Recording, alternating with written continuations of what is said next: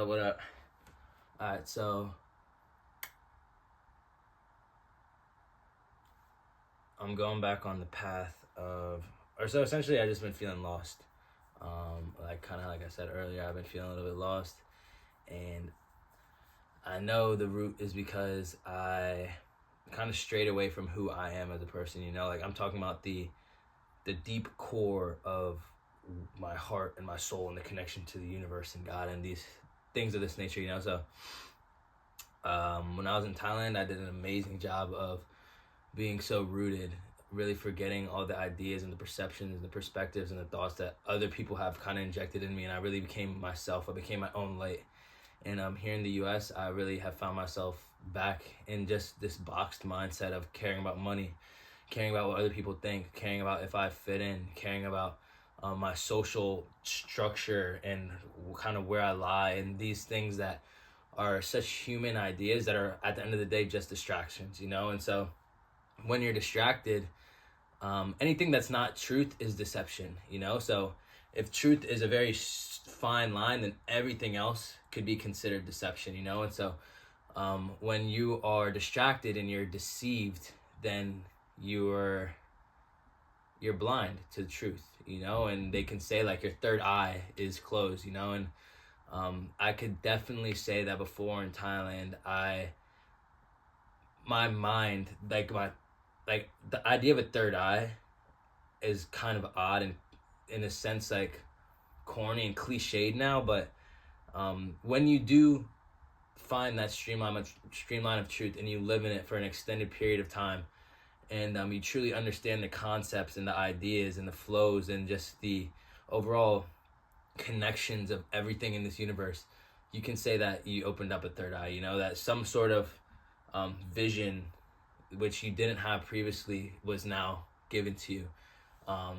So I say that to say that this process of returning back to this place of truth doesn't come by implementing. My whole life I spent my life, or at least these past 2 years when I've been on this journey of like self-improvement, it's been implementing the cold plunge, implementing cold shower, implementing journal and reading, implementing the 4 a.m. wake ups, implementing the workout 7 days a week, implementing the my calisthenics, the second calisthenic workouts every day, implementing the no booze habit, implementing the gratitude in the morning, implementing X, Y, and Z, and all these things are good, because at the end of the day, good habits are better than bad habits. But the issue is that these are still all external factors, although that they might give you that brief serotonin, like you hit the cold plunge, and when you get out, you are reconnected. You're genuinely rooted like on this earth. Nothing else matters, and you can feel that energy, that love, that appreciation, that interconnectedness with everything. Although the cold plunge gives you that is so short term, and at the end of the day, it's almost like just a different type of dopamine fix when you could just go to the root. You could just go to that river of truth, to the root of truth, and find that same feeling that you did in the cold plunge without having to do that, and it lasts way longer, and it's not some short term just release of serotonin. You live in that state. Your third eye, like I said, is open, and you can feel these feelings and see the magic of the universe. And so it's important not to just keep adding more. A lot of people will think, okay, yeah, I just need to add this and add that and add this. But that actually builds complexity and kind of builds in more distractions. Really what you need to do if you want to kind of buckle down and find out who you really are. How Mufasa says in The Lion King, it's like, remember who you are. He tells Simba after he dies, like when he's like a god, like, or a spirit, whatever, talking to Simba, and Simba thinks that he's this worthless, just kind of throwaway lion who just lives in the jungle and he's not a threat, blah blah blah blah, and he doesn't have any power. He's not the king, of his own land and his own world. He just is a throwaway, just a kind of a feather in the wind lion now.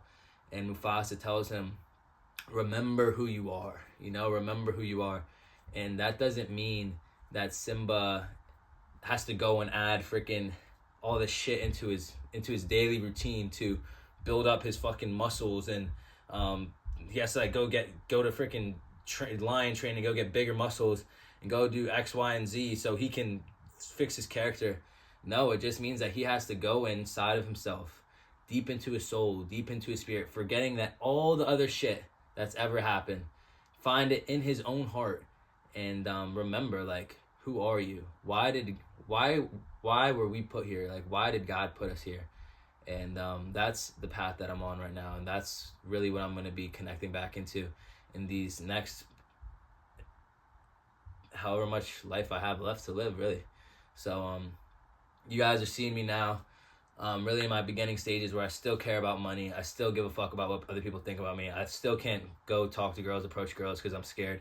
I still have the societal care of having influence and power and like wanting more followers and giving a shit, even though I don't be on social media that much. Like I still when I post something on social media, I still go looks and checks who likes it and shit like that. And so I'm a normal person right now, you know, and I'm going to show you guys the process of what it takes to remember who you are and free your soul firsthand. And this is the YouTube video that will start it all right here. So hell yeah, I'm excited to do it. Love, appreciation, and vibes. Peace.